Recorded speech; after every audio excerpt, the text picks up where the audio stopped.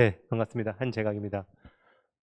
네, 저는 기후정의 동맹이라는 데서 활동하고 있고요. 네, 집행위원장은 아닙니다. 네, 네, 원래 주신 제목이 있는데 그 제목을 조금 바꿔봤습니다.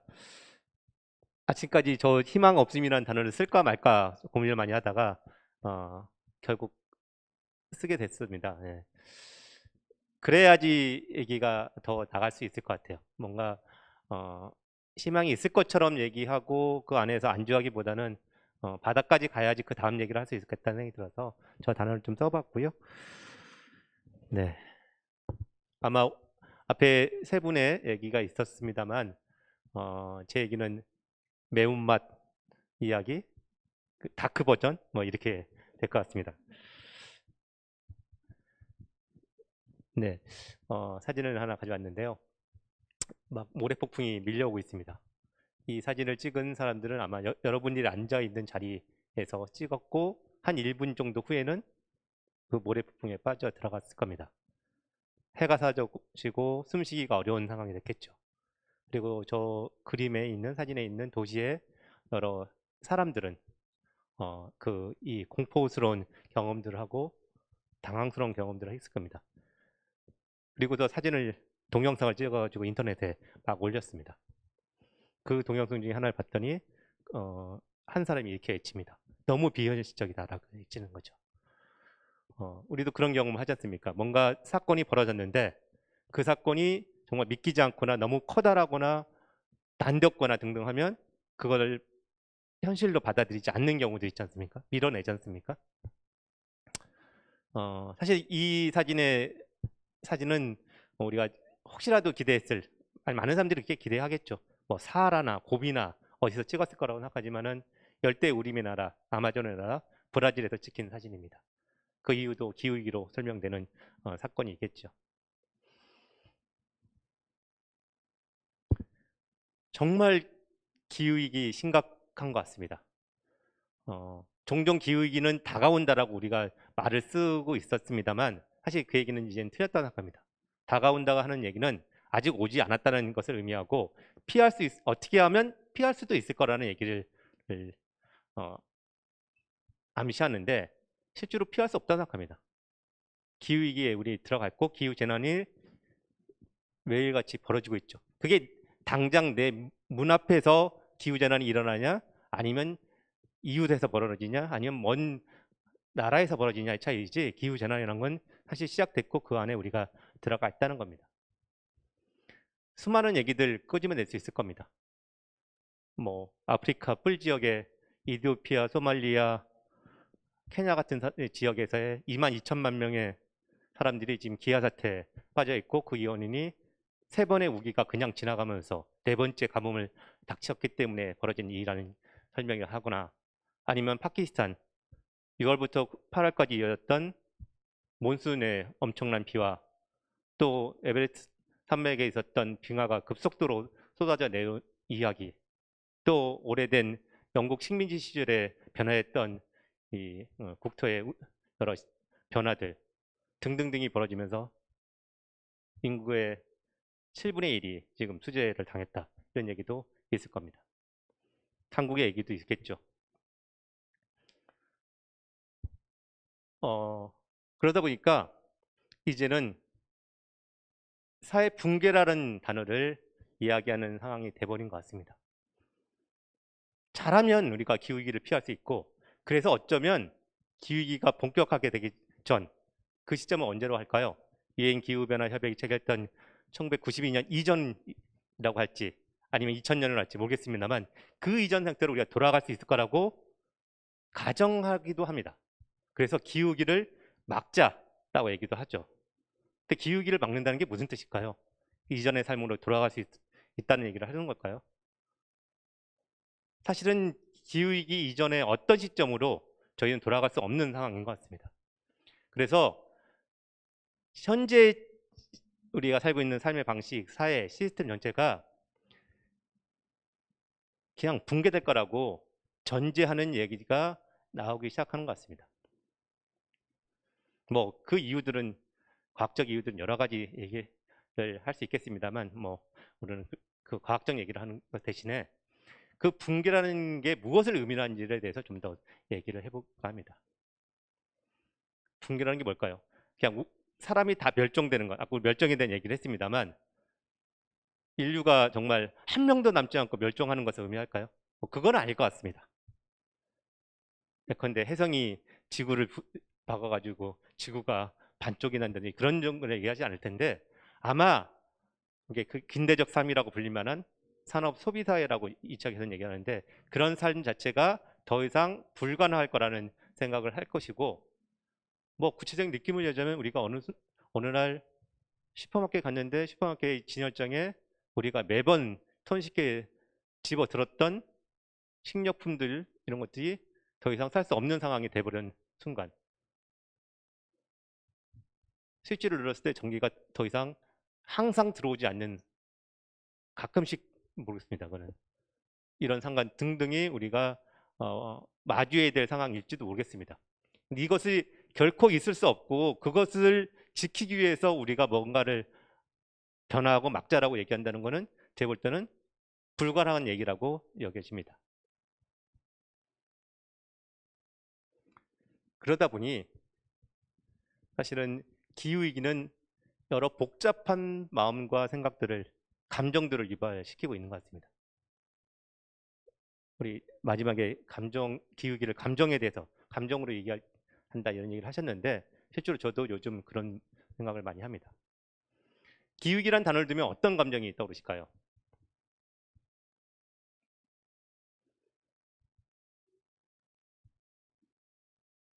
수많은 생각들이 지금 스쳐 지나가고 있죠. 단어가 막 이 단어일지 저 단어일지 아마도 가장 먼저 드는 감정은 두려움, 공포, 걱정 이런 걸 겁니다. 사실 붕괴에 관한 얘기인 거죠. 더 이상 지금의 삶, 지금의 삶의 방식, 관계, 하여튼 뭐든지 지속되지 못하고 무너져 내리고 알고 있던 모든 것들이 사라질 가능성들도 생각하면서 두려움들 많죠. 정말 청년들은 더더욱 그런 것 같습니다. 그리고 또 어떤 감정이 들까요? 무기력함을 얘기하시는 분들 되게 많습니다. 여기까지 왔다는 사실 자체도 무기력하고 무엇인가를 바꿔야 된다고 하는 얘기도 무기력한 것 같습니다. 너무너무 크기 때문에 문제가 이거는 하나를 건드려서 한 문제를 해결한다고 예컨대 석탄발전소 하나를 우리가 끈다고 석탄발전소를 폐쇄한다고 이 문제가 해결될 거냐고 질문하면 뭔가 도움은 되겠지만 이 문제는 해결되지 않을 겁니다. 세상을 진짜 말 그대로 다 바꿔야 되는 문제인데 너무너무 큰 일이죠. 우리는 고작 정권 하나도 제대로 못 이런 상황인데 뭐 이렇게 생각하기 시작하면요. 세상은 점점 더 나빠지는 거고 우리는 무엇을 해도 해결되지 않을 것 같다는 무기력감에 빠져들기도 한 것 같습니다. 또 죄책감 같은 것도 얘기하시는 분이 있습니다. 내가 그 문제의 일부라고 생각되는 거죠. 어젯밤 배고파서 배달 음식을 시켜 먹었는데 먹고 나니 그 수많은 쓰레기 더미를 보면서 내가 무슨 짓을 한 걸까? 여름쯤에 너무 더워서 에어컨을 틀어서 잠깐 시원한 느낌이 들었는데 이 전기는 석탄 발전으로 온다는 생각이 들면서 에어컨을 끄지도 계속 키는 것도 어려운 상황에 내몰리면서 정말 존재 자체가 우리 문제구나 하는 생각이 들 정도의 죄책감들 가지고 있는 분들 많은 것 같습니다. 슬프다는 말씀하시는 분들 많은 것 같고요. 아주 수많은 감정들이 들 겁니다. 그리고 저는 요즘 분노, 화가 많이 납니다. 우리가 왜 여기까지 왔는지에 대한 화도 나고 뒤에 말씀드릴 이게 누구 탓인지에 대한 생각에도 화가 나고 그 탓이 없는 사람들이 희생당하고 있다는 사실에도 너무너무 화가 납니다.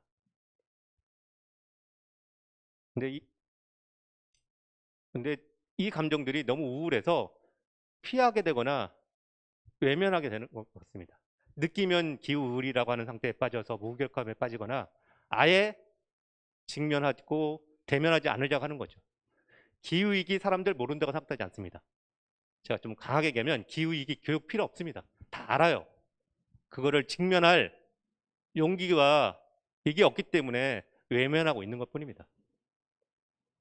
어떻게 할지 모르니까 알아봤자 우울하니까 사실 기후 교육 같은 거 숱하게 해봤자 그 순간에 주저앉으면서 그냥 외면 상태 유지하는 걸 생각합니다. 어쨌든 이런 감정 자체가 자연스러운 거잖아요.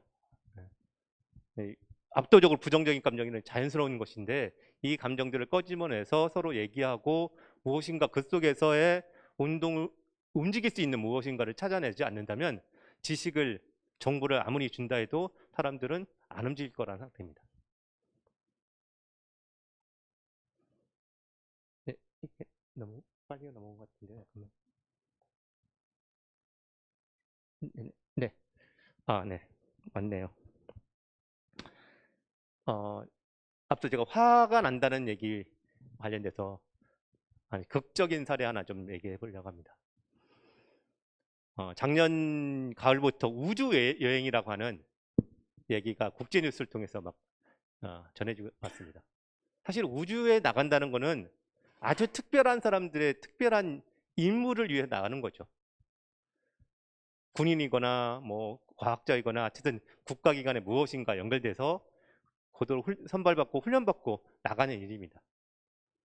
근데 돈이 많다고 나갈 수 있는 일 아닌 거였죠. 근데 작년 말부터는 돈이 있으면 세상사 진짜 돈으로 해결되지 않는 일들이 점점 줄어들죠. 돈으로 다 통하는데 그 중에 하나가 우주 여행도 그런 거죠. 돈만 있으면 이제 우주도 나가는 겁니다. 우주 여행 하는데 어느 정도 돈이 들까요?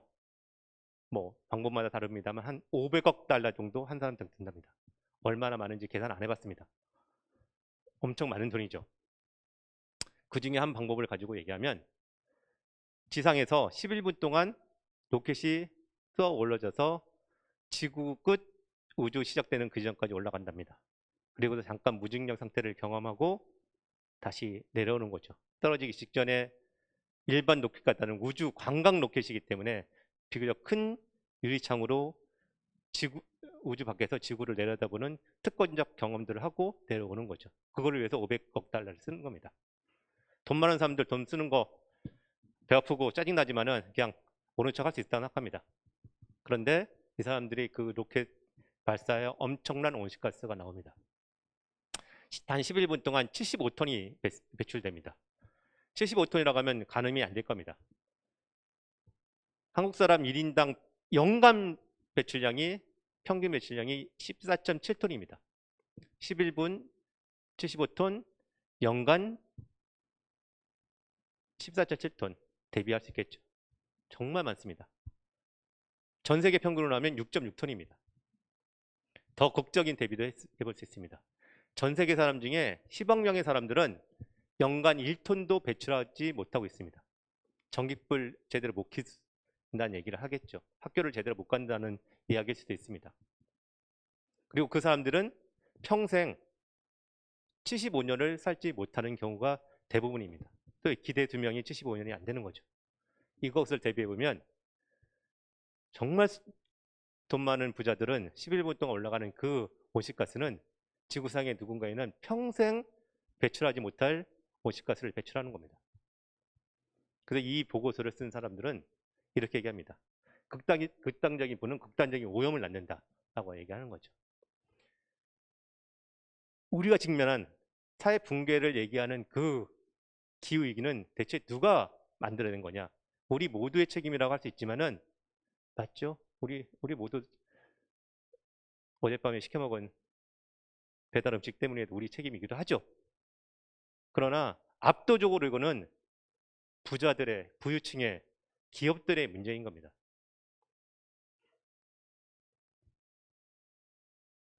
8월에 폭우가 있었죠. 한국 얘기입니다. 중부 지역에 폭우가 내리니까 그 지역 사람들이 기후변화가 문제구나 얘기하기 시작했습니다. 저 아래 맨날 두드려 맞는 제주도 남부 지역의 태풍 폭우는 그냥 서울 중심주의적인 우리 한국에서는 그냥 강 건너 불입니다. 사실 이거 아프리카의 누군가 하는 것보다는 조금 가까울 정도지 그냥 중요하지 않았습니다. 서울이 한번 잠기고 나니까 난리가 났어요. 근데 그 서울에서도 달랐죠. 강남대로가 잠기고 수억 원 되나요?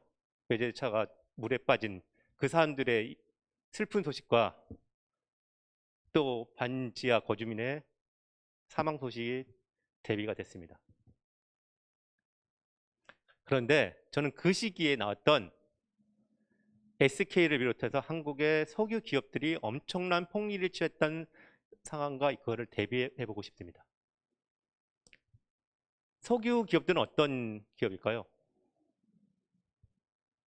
이렇게 얘기하자면 온실가스를 배출하는 것이 돈을 버는 기업입니다.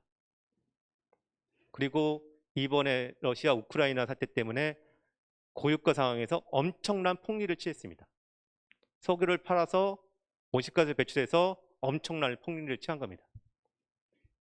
그 일부터 수많은 인과의 연쇄고리를 거쳐야겠지만은 그 끝에는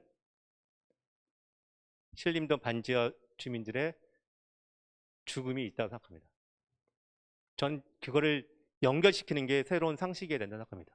SK가 돈을 많이 벌면 반지하 거주민이 죽는다라고 이야기할 수 있어야 된다고 생각합니다. 우리는 그런 얘기를 안 하죠. 수많은 중간의 사다리를 얘기하면서 연결고리를 흐리게 될 겁니다.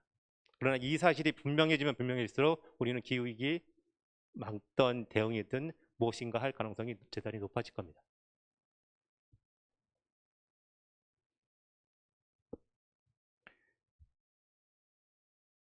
서울 그 신림동 반지하 집에 그 사건이 나서 많은 반빈곤 단체들, 장애인 단체들 등이 같이 공동 행동을 만들어서 슬로건을 만들었습니다. 불평등이 재난이다 이런 얘기를 했죠. 우리 그런 얘기 하지 않습니까? 재난이 일상화됐다 얘기하지만은 진짜 재난이 일상화된 사람들은 가난한 사람들입니다. 쪽방에 살고 있는 사람들, 홈리스인 사람들, 일상이 재난인 거죠. 그 사람들에게는 기후변화, 그것보다 지금 삶 자체가 재난인 거고, 기후변화는 거기에 하나 더 얹은 사건일 겁니다. 불평등과 기후변화는 저는 같은 동전의 앞뒷면이라고 생각하는데, 누군가한테는 그 기후재난이 천천히 오는 거지만은 누군가한테는 지금 당장 벌어지고 있는 사건이라는 겁니다. 좀 단 얘기를 해보겠습니다. 하도 강의를 많이 하니까 아마 여기 계신 분들도 질문하거나 답해 보신 경험이 있을 겁니다. 대체 무엇을 해야 됩니까? 그러면서 꼭 이렇게 찝어서 얘기합니다. 개인이 할 수 있는 작은 실천에 대해서 알려주세요. 큰 실천 알려주면 안 돼. 왜 그런지 모르겠습니다. 근데 하여튼 작은 실천 알려드리는데 나중에 보니까 저보다 더 많이 알고 계세요. 무엇을 하면 집에서 온실가스를 줄일 수 있을지 하나하나 정말 수십 가지, 수백 가지가 될 것 같더라고요. 근데 여전히 궁금증이 있습니다. 정말 우리는 개인이 하는 작은 실천을 하면 기후위기를 막을 수 있냐고 질문하고 싶은 겁니다. 사전에 말씀드리면 개인이 작은 실천이 의미 없다라고 말씀드리려는 게 아니라는 거 확인을 하고 싶습니다. 제가 한번 계산을 해본 게 하나 있습니다. 한 생협단체에서 소위 개인의 작은 실천을 무엇을 할 수 있는지를 쭉 나열하고 그것을 했을 경우에 얼마나 온실가스를 줄일 수 있는지를 제시했습니다. 뭐 이런저런 활동을 하면 1년에 연간 214kg을 줄일 수 있다고 합니다. 이게 얼마나 되는지 잘 모르겠어요. 또 다른 하나의 비교점을 가져봤습니다. 석탄발전소 지금 삼척과 강릉에 지어지고 있습니다. 이 얘기니까 어떤 분이 그러면 안 되는 거잖아요 라고 물어보시더라고요. 그죠? 그러면 안 되는 거죠. 근데 그러고 있습니다. 어쨌든 그러고 있습니다. 근데 그 석탄발전소 4기가 온실가스를 배출하면 2,700만 톤이라는 온실가스 연간 배출합니다. 두 가지를 나눠봤어요. 했더니 작은 실천을 하는 사람 1억 2천만 명이 열심히 아껴야지 석탄발전 4기 가동되면 배출하는 것을 상쇄할 수 있습니다. 여기서부터 소위 현타가 오는 겁니다. 일단 우리나라 사람은 1억 2천만 명이 안 되잖아요. 일단 북한 사람들 합치고 중국 사람, 일본 사람 좀 합쳐가지고 빌려와야지 석탄발전 4기의 이론상 해결할 수 있는 겁니다. 이렇게 이런 얘기를 했더니 어떤 분이 얘기합니다. 허무주의를 조장한다. 아니 맞죠. 허무주의죠. 어젯밤에 쭈그려 앉아가지고 플라스틱에서 비닐 벗긴 거 생각하면 허무주의가 쫙 밀려옵니다. 여러분들 다 느낌이 오시잖아요. 이럴 때 뭐라고 대답해야 할지 궁금합니다. 저부터도 내일부터는 안 할래. 여러분들 그 생각 하실 수 있잖아요. 진짜 아무것도 도움이 안 되는 일을 우리는 나 만족스럽게 자기 만족하기 위해서 하고 있었던 거구나 라고 깨닫게 되는 상황인 거죠. 이 숫자를 가지고 얘기하면요. 여기서 우리한테 이 공궁을 벗어날 방법이 뭘까요? 저는 이렇게 설명을 해보려고 합니다. 우리가 할 일은 우리가 한다. 우리가 소비자로서 생활인으로서 할 수 있는 일은 다 하는데, 그러면 기업과 정부가 너희들이 하고 있는 일을 하고 있는지는 우리는 질문할 수 있는 도덕적 지위를 갖게 되는 거다. 난 플라스틱 열심히 뜯는 게 내 일이었다면 하는데 왜 정부는 이 일은 석탄 발전소를 취소시키지 않는지를 질문하겠다. 왜 기업은 온실가스를 배출해서 사람들을 이 상태로 기후재앙을 빠뜨리는 그 행위를 하면서 돈을 벌겠다고 하는 건지에 대해서 따져보겠다라고 얘기할 수 있다는 겁니다. 그 말을 안 듣는다면 사실 기업은 망하게 하고 정권은 쓰러뜨려야죠. 여러분들 기후이기 때문에 정권을 쓰러뜨려야 된다고 하는 얘기에 마음이 움직이시나요? 아직까지 거기는? 아직 저는 개인적 지참만.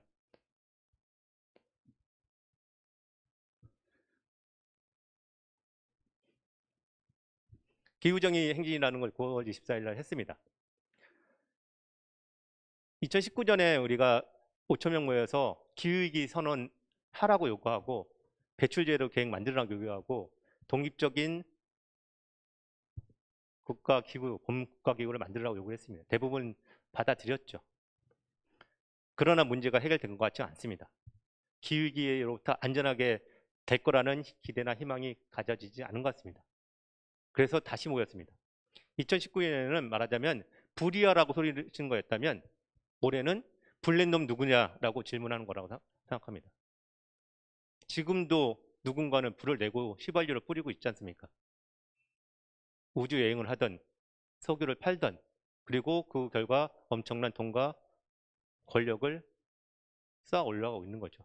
이것을 어떻게 바꿀 것인가라는 질문을 하기 위해서 올해 9월 24일 날 3만 5천 명이 모였다고 생각합니다. 수많은 이야기들이 있었습니다. 그 중에 저는 한 고등학생의 이야기를 한번 가져왔습니다. 이것을 읽고 전 제 얘기를 마쳐볼까 하는데요. 길입니다. 한번 읽어볼게요. 빙하가 높고 북극곰이 아프다는 것은 학교에 앉아서 머리로 배워야 할 것이 아니라 거리로 나와 행동해야 한다는 것을, 대한민국 교육이 얼마나 큰 현실을 가리고 있는지를, 개인의 시천만으로는 절대 바꿀 수 없다는 것을, 기업과 정부가 얼마나 뻔뻔하고 멋대로인지를, 그들로 인해 우리의 생존권이 보장되고 있지 않다는 것을, 그렇게 생긴 부정의와 불평등에 맞서기 위해서는 우리가 그들 못지않은 하나의 권력이 돼서 그들이 똑바로 움직이게 해야 한다는 것을 깨달았습니다. 그리고 그러기 위해서 함께하는 것이 얼마나 중요한지를 깨달았습니다.